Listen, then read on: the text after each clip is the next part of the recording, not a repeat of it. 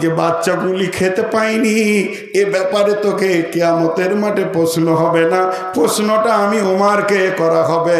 অতএব মালটা যদি মাথায় করে নিয়ে যায় আর ওই গুনাহটা আল্লাহ যদি আমাকে মাফ করে দেয়। আসলামা বলছে উমার নিজের হাতে জাল দিল আর ফুঁক দিয়ে তো উমার দূরে দেখছে একটা মেয়ে লকড়ি দিয়ে হাঁড়িতে জাল ঢেলছে। জিজ্ঞেস করলো, মা হাঁড়িতে কি আছে? কিছুই নাই, পানি আর পাথর দিয়ে আমি ফোটাচ্ছি।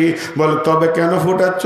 বলে ছেলেগুলো কাঁদতে কাঁদতে আমার হাড়কে জ্বলিয়ে দিয়েছে, ওদেরকে সান্ত্বনা দিচ্ছি, বাবা খাবার হলে তোমরা খাবে।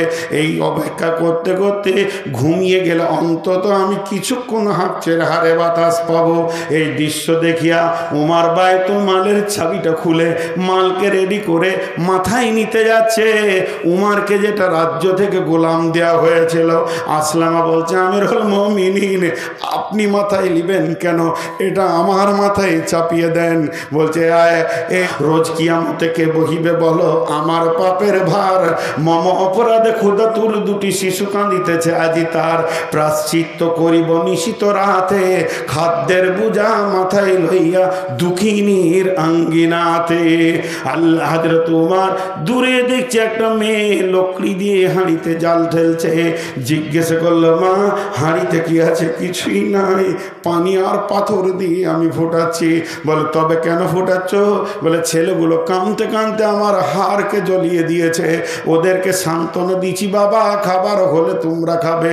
এই অপেক্ষা করতে করতে ঘুমিয়ে গেলে অন্তত আমি কিছুক্ষণ হাঁকছের হারে বাতাস পাবো। এই দৃশ্য দেখিয়া উমার বায়তুল মালের চাবিটা খুলে মালকে রেডি করে মাথায় নিতে যাচ্ছে।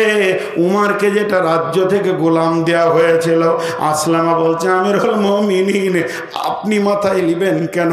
এটা আমার মাথায় চাপিয়ে দেন। বলছে আসলামা ওই যে বাচ্চাগুলি খেতে পাইনি, এ ব্যাপারে তোকে কিয়ামতের মাঠে প্রশ্ন হবে না, প্রশ্নটা আমি উমারকে করা হবে। অতএব মালটা যদি মাথায় করে নিয়ে যায় আর ওই গুনাহটা আল্লাহ যদি আমাকে মাফ করে দেয়।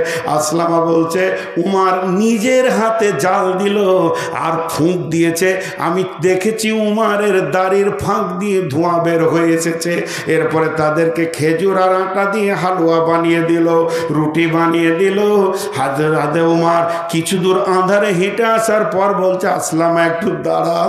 যখন আসলামা দাঁড়ালো তখন ছেলেগুলো রুটি নিয়ে ছিঁড়াছিঁড়ি করছে। উমার অঝর নয়নে কাঁদতে শুরু করলেন। আসলামা বলতেন, আমিরুল মুমিনিন আপনি ওদের খুশি দেখে কাঁদছেন কেন?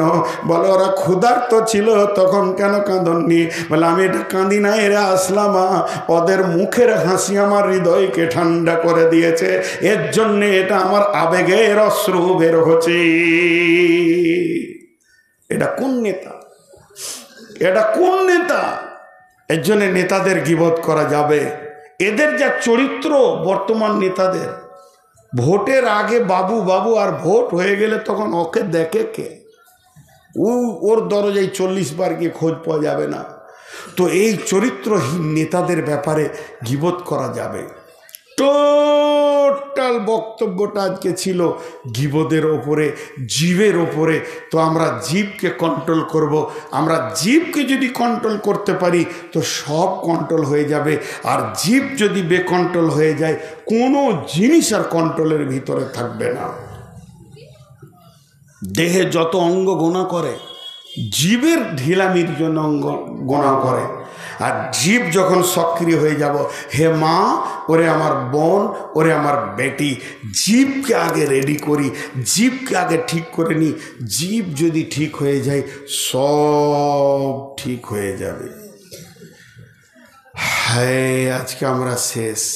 আল্লাহ বলছে যারা জীবকে বেকন্ট্রোল করে, 4টা গুনাহ গুনে বলে দিছি। সামনে মানুষকে অপমান করে, পেছনে গীবত করে, মালকে গুনে গুনে জমা করে আর মনে করে যে আমার মাল আমার সঙ্গী থেকে যাবে। গুনাহ 4টা দেখেলেন, আরেকবার গুনে দিচ্ছি। সামনে সামনে মানুষকে অপমান করে, পেছনে গীবত করে মানে কষ্ট দেয়, আর মালকে গুনে গুনে রাখে। আর ওর ধারণা আমার মাল আমার চিরসঙ্গী। আল্লাহ বলছেন কাল্লালায়ুম বাদান্না ফিল হুতামা, কখনোই নয় তোদেরকে হুতামাতে ঢুকতে হবে।